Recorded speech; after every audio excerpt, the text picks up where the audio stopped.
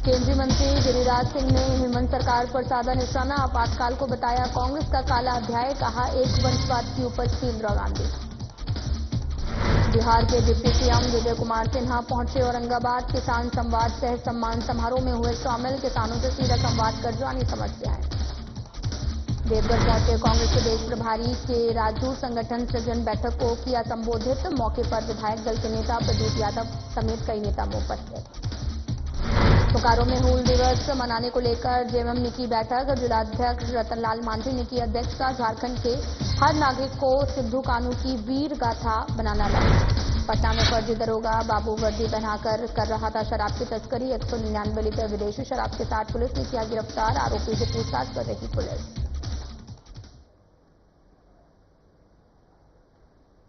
नमस्कार, मैं हूं आपके साथ अंकिता पाल। बुलेटिन की शुरुआत करते हैं। इंदिरा गांधी की ओर से लगाई गई इमरजेंसी को लेकर बीजेपी ने एक बार फिर से जोरदार हमला बोला है। इस बार पीएम मोदी के कैबिनेट मंत्री गिरिराज सिंह ने कांग्रेस का काला इतिहास बताते हुए जोरदार हमला बोला है। उन्होंने कहा कि इंदिरा गांधी एक वंशवाद की उपज थी। शायद इसी वजह से वो कभी लोकतंत्र की गरिमा को नहीं समझ पाई थी, जिसके कारण जनता की भावना और संविधान को कुचलते हुए इमरजेंसी लगाने का काम किया था।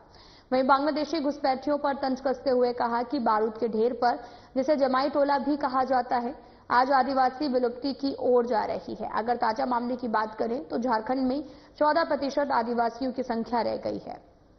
हेमंत सरकार और कांग्रेस के लापरवाह रवैये से झारखंड में बांग्लादेशी घुसपैठियों का जमावड़ा हो गया है। इसके साथ ही केंद्रीय मंत्री ने पेशा कानून पर भी हेमंत सोरेन की अगुवाई में चल रही सरकार पर हमला बोला। देश के सभी राज्यों ने पेशा कानून को लागू कर दिया है, लेकिन झारखंड की हेमंत सोरेन पेशा कानून पर राजनीति कर यहां की जनता को ठगने का काम कर रही हैं। आज लगभग 50 साल पहले देश के अंदर जो इमरजेंसी लगा, आपातकाल लगा, लोकतंत्र की हत्या हुई, आज जो इस हॉल में है, देश के अंदर अभी जो जनसंख्या है 50 साल के नीचे की जनसंख्या लगभग 105 करोड़ से ऊपर। देश को, आज की युवा पीढ़ी को ये जानना जरूरी है कि भारत की लोकतंत्र सबसे पुरानी लोकतंत्र, हमारे रग-रग में लिच्छवी गणराज्य को सब लोग जानते हैं। ये इंदिरा जी जब से प्रधानमंत्री बनी वो वंशवाद की उपज थी। लोकतंत्र और वंशवाद एक दूसरे का पूरक नहीं हो सकता। और 71 में 24 अप्रैल 1971 में राजनारायण जी के, इंदिरा जी के खिलाफ चुनाव में धोखाधड़ी का आरोप लगाते हुए झारखंड के लोगों से अपील करने आया हूं। अब झारखंड में तीसरी लड़ाई लड़नी होगी, आजादी की तीसरी लड़ाई। मैं आज, पता नहीं मुझे बोलना उचित है कि नहीं, निशिकांत दुबे सांसद गोड्डा से मेरी बात हो रही। मैंने कहा कि झारखंड में अब तीसरी लड़ाई लड़ने की जरूरत है आजादी की। पूछा किस चीज को लेकर के? मैंने कहा आज झारखंड बारूद के ढेर पर है, और वो बारूद है जमाई टोला। ये जमाई टोला पूरे देश से घुसपैठियों को चिन्हित किया जा रहा है। झारखंड में बांग्लादेशी रोहिंग्या के लिए रेड कारपेट वोट बैंक बसाया जा रहा। लगभग पेशा कानून को लागू कर दिया। हेमंत सरकार पेशा कानून लागू करे, अवैध जंगल चाहे खनन, इसका अधिकार आदिवासियों को दे। ये संघर्ष अब निरंतर चलने की योजना बनानी चाहिए। मैं यही अपील करता हूं झारखंड के युवाओं से, चाहे वो किसी दल के हों। आज आपातकाल जिस बर्बरता का प्रतीक बन गया है। दोबारा देश के अंदर लोकतंत्र की हत्या करने के लिए कोई सोचे भी नहीं। और आज झारखंड, बिहार के डिप्टी सीएम विजय कुमार सिन्हा औरंगाबाद पहुंचे, जहां वे कृषि विभाग की तरफ से आयोजित किसान संवाद सह सम्मान समारोह में शामिल हुए। इस मौके पर उन्होंने किसानों से सीधा संवाद स्थापित कर उनकी समस्याओं को जाना, उसे दूर करने को लेकर उनके सुझावों को भी सुना। मौके पर उन्होंने कृषि के क्षेत्र में उत्कृष्ट कार्य करने वाले किसानों को भी सम्मानित किया। उन्होंने किसानों से कहा कि आपको रोजगार मांगने वाला नहीं बल्कि रोजगार सृजन करने वाला बनना है। बिहार के मजदूरों का पता है और संपन्नता पंजाब में आता है, हरियाणा में आता है, गुजरात में आता है। मेरे बिहार में क्यों नहीं आ सकता? जब मन के अंदर ये भाव हम ले लेंगे, इसीलिए मोदी जी ने कहा कि आत्मनिर्भर बिहार, आत्मनिर्भर भारत की ओर हम कदम बढ़ा दें। सब मिलकर के ये संकल्प ले लें, क्योंकि अच्छी बातें अगर जो किसी का भी हो, हमारा दुश्मन ही क्यों ना हो, हमारे विचारों का विरोधी ही क्यों ना हो, हम अच्छी बात। गुरुवार को पूर्व निर्धारित कार्यक्रम के तहत कांग्रेस के झारखंड प्रभारी के राजू और प्रदेश अध्यक्ष केशव महतो कमलेश देवघर में जिला कांग्रेस कमेटी के तत्वाधान में आयोजित संगठन सृजन बैठक को संबोधित किया। बैठक में विधायक दल के नेता प्रदीप यादव, स्वास्थ्य मंत्री इरफान अंसारी, पूर्व कृषि मंत्री बादल पत्रलेख सहित अन्य नेता शामिल हुए हैं।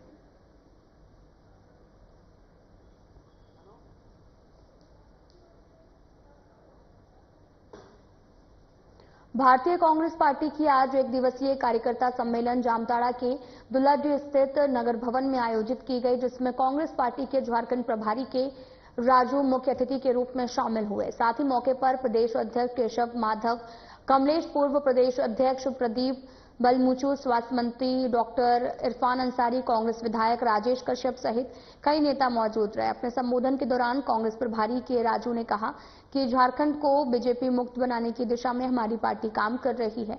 डॉक्टर इरफान अंसारी ने कहा कि हम लोग बीजेपी की नीति के खिलाफ लड़ाई लड़ रहे हैं।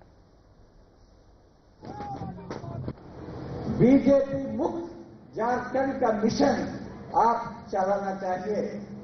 बीजेपी मुक्त झारखंड आपसे सफल होगा, क्योंकि आप लोगों को बता सकते हैं बीजेपी से आदिवासियों को क्या प्रॉब्लम्स आ रहे, कैसा बीजेपी आदिवासी का जंगल जमीन हक खींचने के लिए ट्राई कर रहे, कैसा बीजेपी आदिवासी डेवलपमेंट के लिए जो फंड्स दिलवाना वो फंड्स कट करते, और बीजेपी आप सभी को मालूम है हमारा संविधान को खतरे में रखते हैं।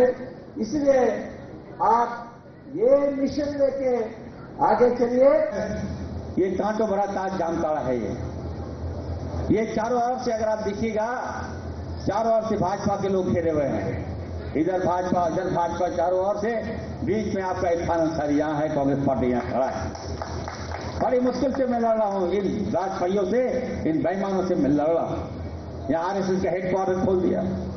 मैं राजू सर को बताना चाहता हूँ, सर ये जामताड़ा में आदिवासी ट्राइबल लैंड पर भाजपा ने अपना कार्यालय खोल दिया। आज भी जिसका जमीन है वो आदिवासी महिला और उसके छोटे छोटे बच्चे जो हैं वो भाजपा कार्यालय के सामने दिन रात पहरा देती है, वहीं सोती है। मैं कहना चाहता हूं भाजपा की सरकार में बंदूक के नोक पर आदिवासियों की जमीन लूटने का काम किया। आज आप बताइए, आज उस महिला पे क्या बीत रही होगी, उनका बच्चा, उनका पूरा परिवार जामताड़ा में भाजपा कार्यालय के सामने खड़ा रहता है इस उम्मीद के साथ कि काश हमारा जमीन वापस। 30 जून को हूल दिवस है और हूल दिवस को लेकर पूरे संथाल परगना में उत्साह है। इसी को लेकर दुमका के सिद्धू कान्हू चौक पर माल्यार्पण किया गया, जिसमें हूल वैसी संस्था के अलावा और भी कई संस्था के लोग उपस्थित हुए।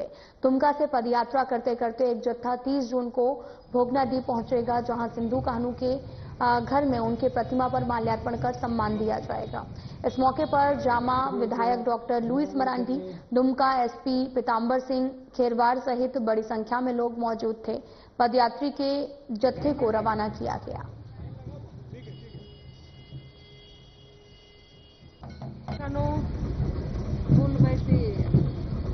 के माध्यम से और उनके साथ कई संस्था है जो पिछले 20 सालों से 2005 से यह यात्रा इन लोगों ने शुरू कराया है और एक सामाजिक जागरूकता, समाज को एकजुट करते हुए जो संस्था के लोगों ने संकल्प लिया है वो आज भी चल रहा है और बड़े ही धूमधाम के साथ।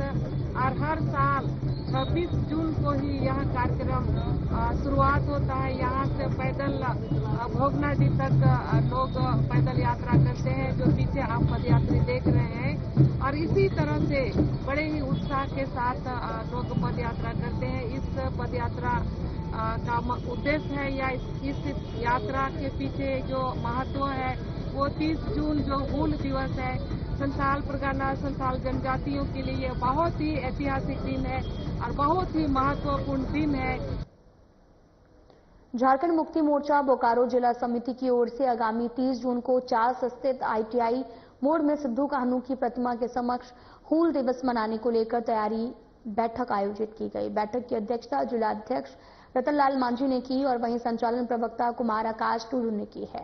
रतनलाल मांझी ने कहा कि हमारा उद्देश्य है कि झारखंड का हर नागरिक सिद्धू कान्हू जैसे वीरों को गाथा को जाने। वहीं मंटू यादव ने कहा कि हूल दिवस केवल इतिहास नहीं बल्कि अस्मिता और संघर्ष की पहचान है।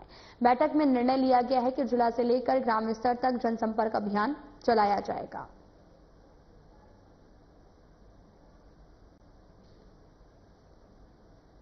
पूर्व के भांति इस साल भी जो आने वाला 30 जून है, जो हमारे सिद्धू कान्हू जी का हूल दिवस को लेकर के आज बोकारो जिला समिति जो है ना एक बैठक आहूत की गई है। और आज जो हमारे सिद्धू कान्हू जी आज जो देश के लिए जो लड़ाई लड़े और उसको लेकर के ही आज जो उसका शहादत जो दिए हैं और उसको लेकर के ही आज जो हमारे पूर्व की भांति हमारे बोकारो जिला के आईटीआई जो मोड़ है उसी जगह जो है ना हमेशा बहुत ही धूमधाम के साथ जो है ना सिद्धू कान्हू जी को याद किया जाता है। और चूंकि इस बार जो है हूल दिवस एक यादगार हम लोग बनाने जा रहे हैं और उसकी तैयारी जो है जोरदार तरीके से किया जा रहा है, जिसमें चूंकि आईटीआई मोड़ में अभी जो है सिद्धू कान्हू का जो आप देखे होंगे वो पूरा सुदृढ़ीकरण भी चल रहा है उसमें। और इस बार बृहद पैमाने पे हम लोग जो है पूरे जिला कमेटी महानगर कमेटी मिलकर और 30 जून को जो हूल दिवस आईटीआई मोड़ चास में मनता है उसको हम लोग बहुत ही। झारखंड के पूर्व सीएम रघुवर दास ने हेमंत सरकार पर पेशवा कानून को जानबूझकर टाल मटोल करने का आरोप लगाया है। इसे लेकर उन्होंने जमशेदपुर में एक प्रेस वार्ता आयोजित कर हेमंत सरकार पर जमकर हमला बोला। उन्होंने कहा कि झारखंड सरकार राज्य में स्वशासन व्यवस्था नहीं चाहती और न ही आदिवासी समाज का उत्थान करना चाहती है।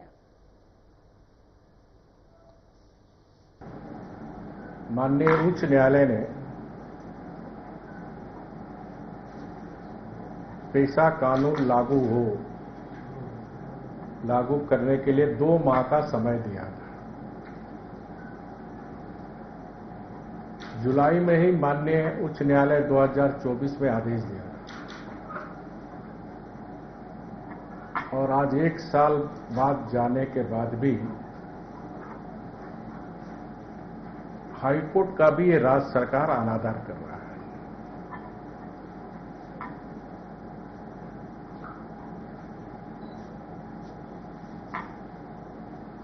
मेरी समझ से परे है। क्या राज्य की जनता जानना चाहती है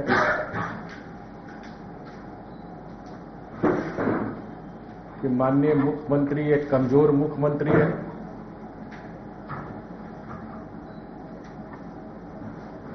क्या कमजोरी है? आज झारखंड की जनता मुख्यमंत्री से पूछ रही है, किससे डर रहे हैं आप?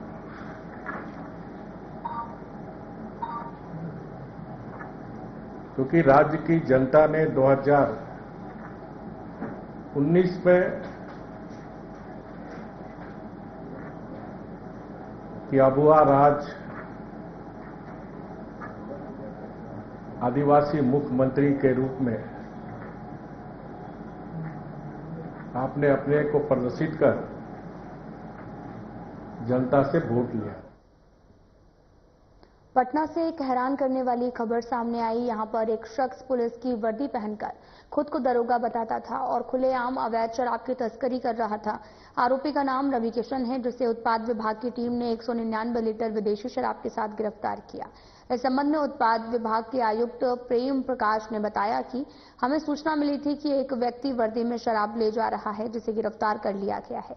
फिलहाल छपरा का रहने वाला आरोपी रवि किशन से पूछताछ की जा रही है।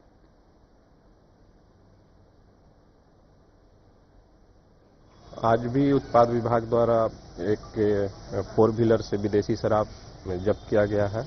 इसकी सूचना हम लोग की थी गाड़ी नंबर के साथ। जब हमारी टीम वहां पहुंची और छापेमारी की तो उसमें एक वर्दी पहन के एक आदमी था और उसी के साथ ये शराब लाया जा रहा था। विशेष पूछताछ में ये पता चला है कि ये शख्स जो है रवि कुमार, वो पहले भी आरा में वर्दी में ही शराब लाते हुए पकड़ा गया था और इस हिसाब से ये एक अच्छी उपलब्धि है।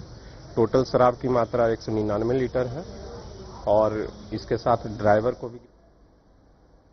हजारीबाग जिले में लगातार बढ़ रहे अपराध को लेकर हजारीबाग लोकसभा क्षेत्र के सांसद मनीष जायसवाल ने पुलिस अधीक्षक अंजनी अंजन से मुलाकात की। मुलाकात के दौरान सांसद ने पिछले 15 महीनों से जिले में बिगड़ी हुई कानून व्यवस्था पर गंभीर सवाल उठाए और साथ ही उन्होंने कहा कि इस तरह की घटनाओं से न केवल आमजन भयभीत है बल्कि विकास कार्य भी बाधित हो रहे हैं। उन्होंने हजारीबाग पुलिस से आपराधिक घटनाओं को देखते हुए एक बेहतर रणनीति के तहत कार्य करने का आग्रह किया, जिससे कि अपराध पर अंकुश लगाया जा सके। बीते दिनों जो घटना 4-5 लीगल घटनाएं हजारीबाग में हुई है, वैसे तो ये 15 महीने से चल रहा था, लेकिन नए एसपी आए थे तो उसी पे चिंता जाहिर करने के लिए हम लोग अभी पुलिस कप्तान से मिलकर तो लिखे हैं।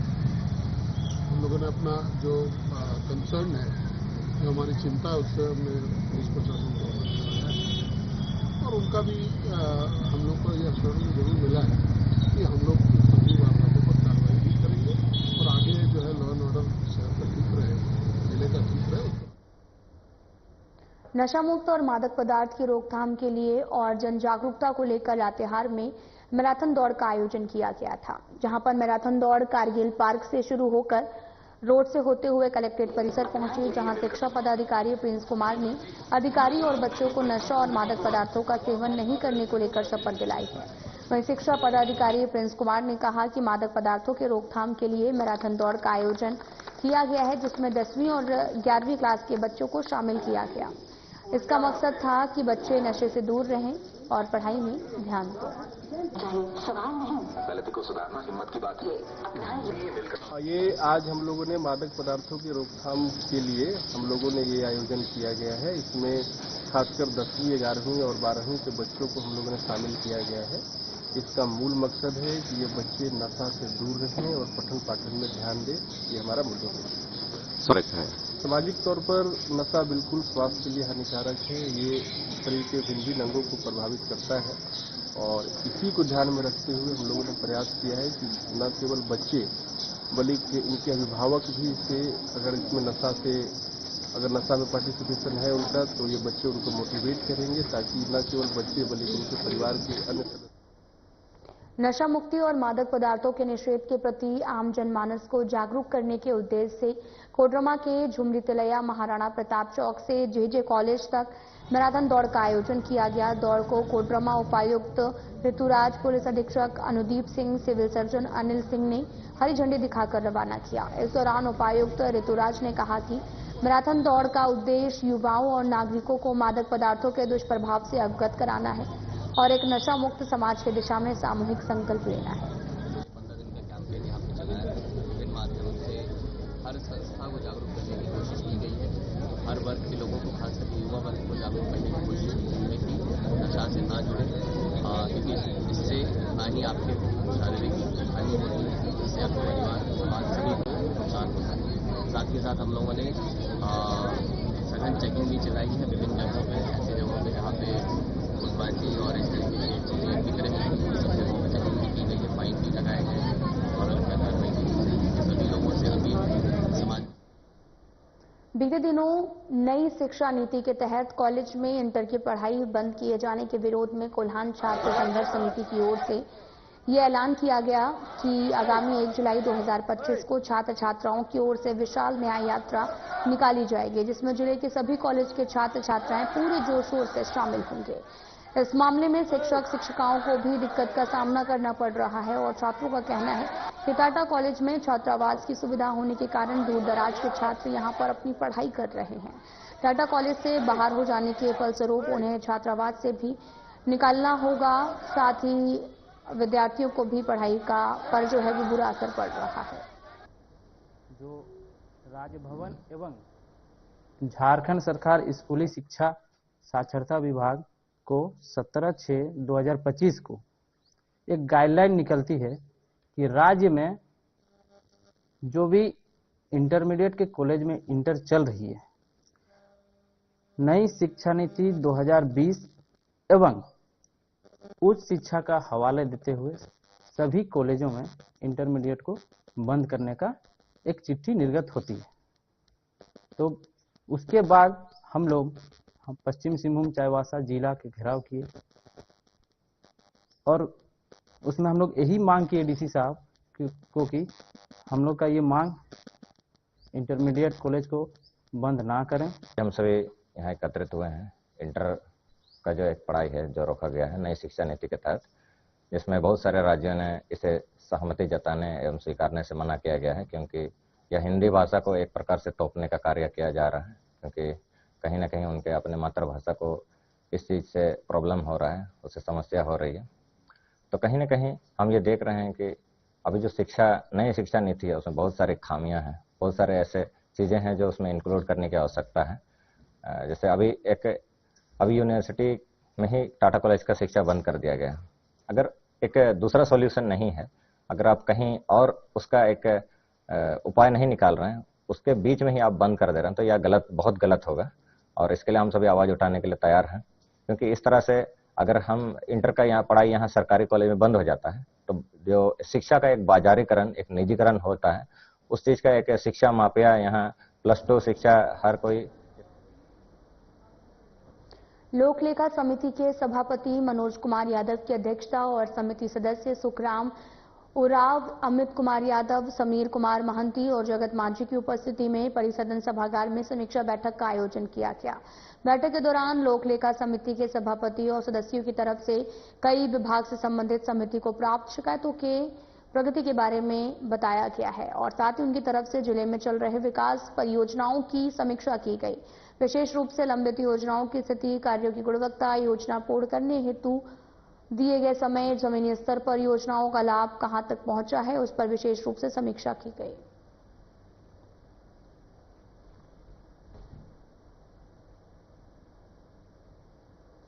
खबर गुमला से है, जहां पर जिला परिवहन पदाधिकारी राकेश कुमार गोप के नेतृत्व में घाघरा इलाके में बढ़ती सड़क दुर्घटना की रोकथाम को लेकर कई स्थलों का मुआयना किया गया और इसी क्रम में उन्होंने घाघरा प्रखंड मुख्यालय के पुराना पेट्रोल पंप सहित गमरिया, बरकाडी, चपका, नवाडी, पुल आदि स्थानों पर जाकर उन्हें चिन्हांकित कर आवश्यक कार्रवाई किए जाने की बात कही। उन स्थलों पर डाइनिंग और रबर स्केप लगाने की बात कही।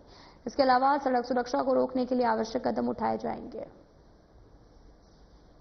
हमारे रोड सेफ्टी टीम और यहाँ के घाघरा थाना प्रभारी सभी के साथ हम लोग मिलकर एक संयुक्त जांच कर रहे हैं। तो आए दिन जो पुराने पेट्रोल पंप के सामने जो दुर्घटनाएं हो रही हैं, उसमें हम लोग क्या सुधारात्मक कदम उठा सकते हैं, उसके संबंध में एक हम लोग आज निरीक्षण कर रहे हैं। उसी के अनुसार हम लोग बात करके मिल करके जहाँ पे भी हम लोग को साइनेज लगाना है, रंबल स्केप लगाना है और अन्य जो सुधारात्मक चीज़ें हैं उसको लगाने के लिए हम लोग आज इकट्ठा हुए हैं और इंस्पेक्शन करने के बाद हम लोग रिपोर्ट।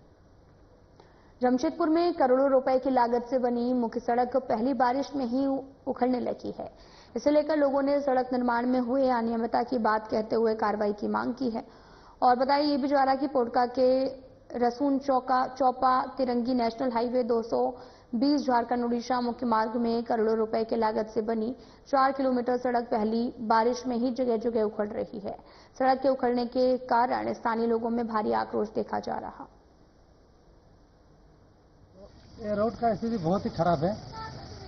NH-22 है, एक महीना या 2 महीना भी नहीं हुआ है। एक ही बारिश में आपका पूरा रोड खराब हो गया है। आपका इसका लागत करोड़ों का लागत से रोड टेंडर हुआ था, लेकिन 1 महीना भी नहीं होने के कारण अभी रोड खराब होने के कगार में है। उसके बाद भी मतलब ये रोड जो है ये बढ़िया से बना नहीं है।